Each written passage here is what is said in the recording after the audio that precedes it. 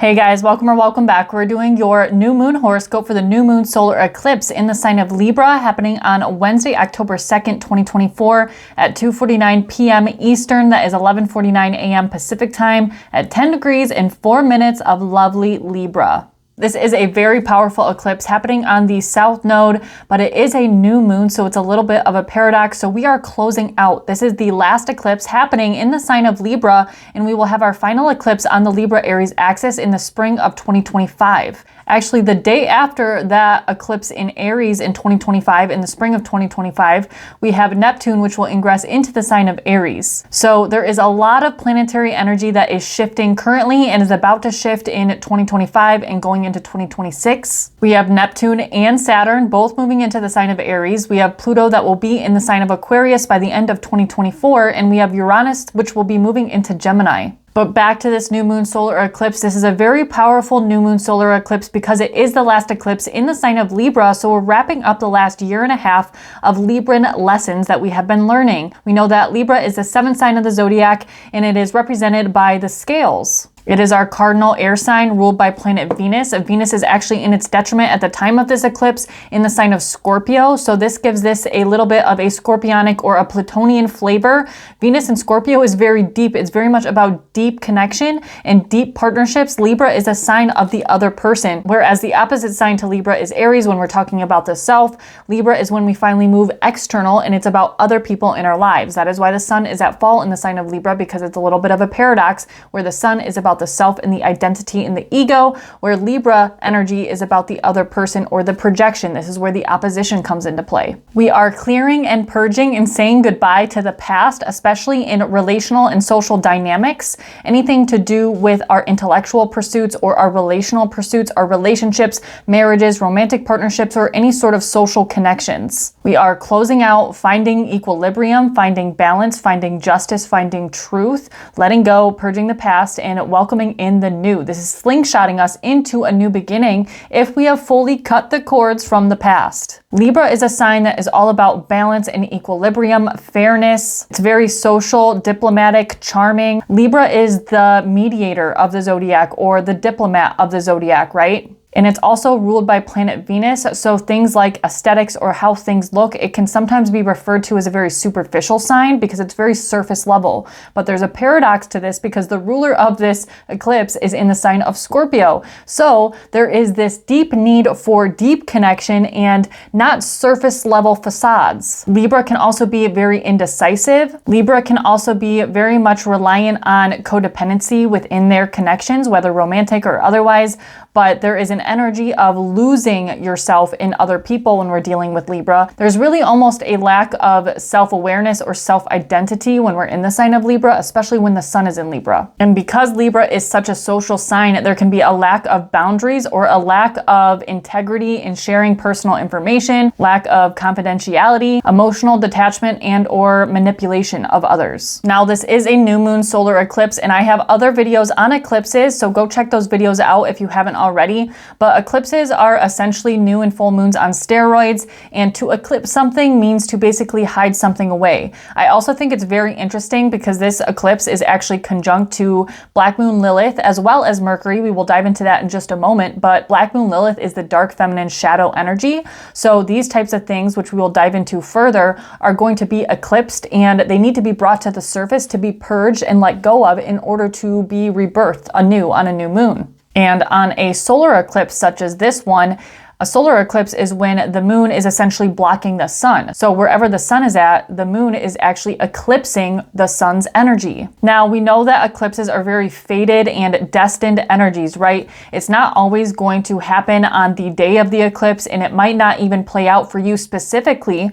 What you're going to want to look at is look to see if you have any planets or points around 10 degrees of the cardinal signs. So Aries, Cancer, Libra, and Capricorn, I would say anywhere from like 5 degrees degrees to 15 degrees. Those are the cardinal signs. This is going to be very prevalent for you. Also look to see where you have Libra in your chart, which house is ruled by Libra. Comment down below where you have this happening in your chart. I'd be curious to know. But yes, definitely look and see what planets or points you have in the cardinal signs, as well as which house you have Libra. An eclipse is basically a course correction. We are letting go of something in order to embrace something new, and this will unfold over the next 6 months as we go into the following set of eclipses in the spring. Now, diving a little bit further, guys, this is happening technically in the second decan of Libra because it is happening at 10 degrees and 4 minutes. So it's in the second decan of Libra, and this is ruled by Uranus, or the sign of Aquarius, and this decan of Libra is ruled by the Three of Swords. So we know that the Three of Swords is the famous heartbreak card. This is a card about betrayal, sorrow,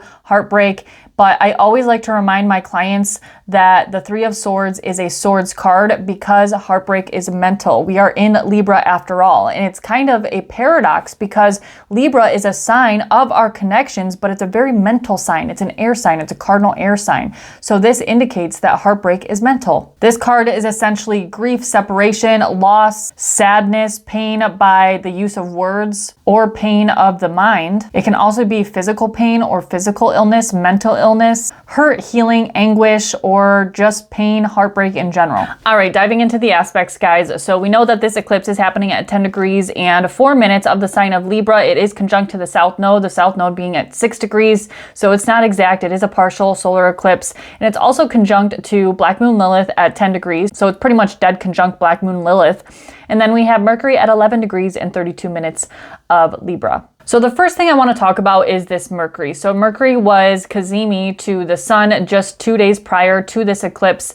So it's technically combust because it's not exact. It's not in the heart of the sun and it's still within the sun's rays. So whenever we have a planet that is combust or it's in conjunction with the sun, but it's not a cazimi, it's not in the heart of the sun, this planet will be combust. And a lot of times combust planets, especially Mercury, can act as retrograde planets or they can be weakened to some extent. So sometimes the themes of Mercury retrograde can be prevalent. So issues with communication, especially in our relationships, issues with our social dynamics or feeling comfortable in social dynamics or being able to intellectually understand other people is going to be a bit challenged. Communication or being clear with our words might be a little bit harder around the time of this eclipse. And it indicates some sort of blockage in being able to communicate or explain things effectively and or being able to comprehend things effectively. But this does offer us a chance for mental and emotional renewal to some extent because we do have Mercury, which is the mind or our intellect, our communication, which is conjunct to the moon, which is our emotions, our sensitivities, and our primal nature,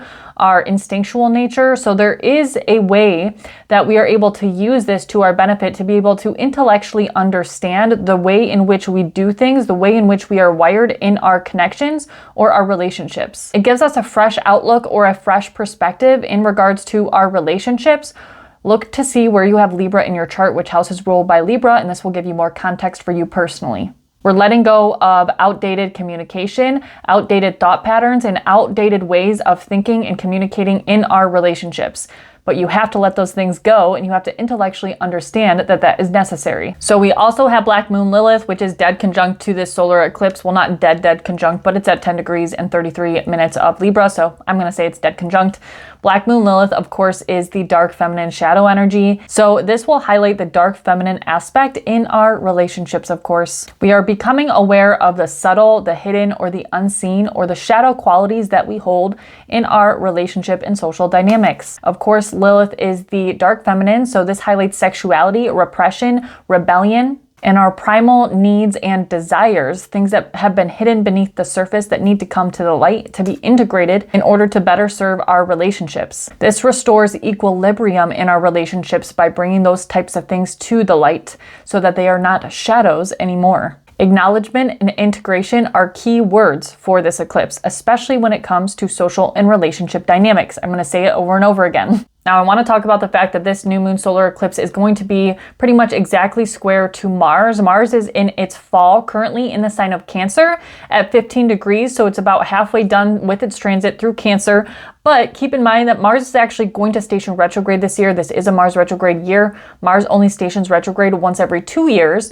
So this time Mars is actually going to be in the sign of Cancer for about 8 months. It will make a brief appearance in the sign of Leo, station retrograde in Leo, and then retrograde back into Cancer. So the area of your chart that you have Cancer in is going to be very prevalent over the next 8 months as Mars does station retrograde. So the fact that this new moon solar eclipse is square to Mars in Cancer tells me that there's some sort of brewing energy or passion or motivation beneath the surface that's just waiting to come out and be let go. This can be aggression and frustration that's like boiling beneath the surface, conflicts and power struggles within our relationships, so be careful with that. This can be emotional volatility or acting from an emotional place, okay? There is a lot of energy around the time of eclipses in general. And then we have Mars in its fall squaring this eclipse, and this eclipse is highlighting relationships and social dynamics. So there could be a tendency to have emotional reactions to things.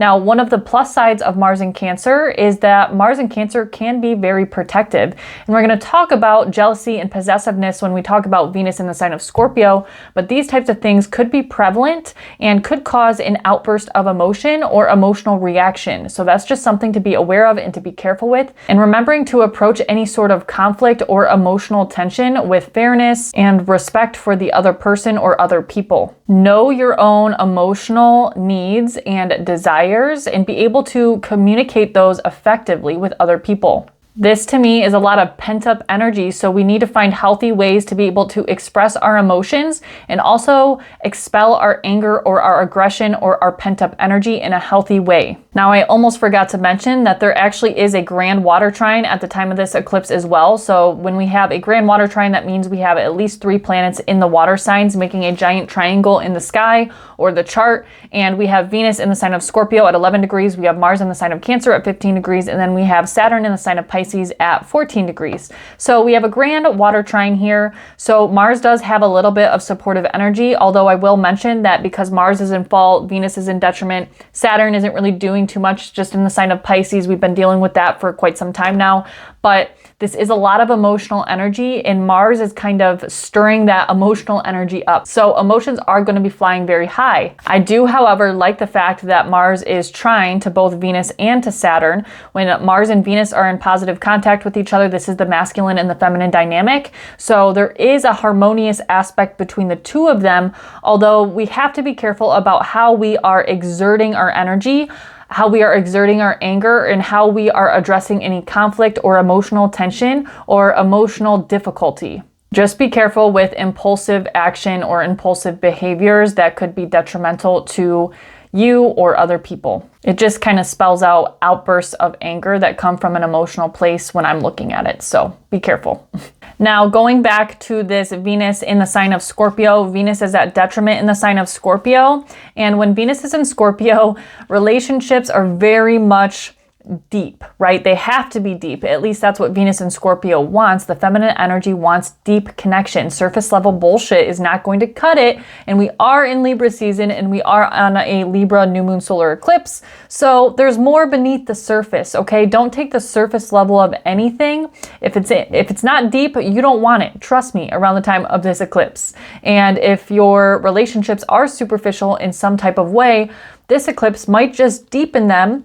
I'm not sure how. It could be through a deep emotional experience in some way, but that's probably for the better or to teach you something in order to get the deeper connection, right? Now with Venus in trine to Saturn in Pisces, we have Venus at 11 and Saturn at 14 Pisces. They are in a trine aspect, and to me, this is about looking at the long-term vision. Venus and Saturn, I mean, in any type of aspect, it's kind of a contradictory energy. Saturn, I always say, is the angry grandfather figure, the angry father figure, but he's really looking at the long-term vision. And even though it is a trine, just looking at it from an archetypal perspective, Venus and Saturn together, you know, Saturn can really restrict what Venus wants. So there could be an energy of a masculine energy, for example, that is restrictive of the emotional tendencies of the feminine or the deep need and yearning for deep connection that the feminine needs and wants, and the masculine energy could be a bit restrictive to that, regardless of the fact that it is a trine.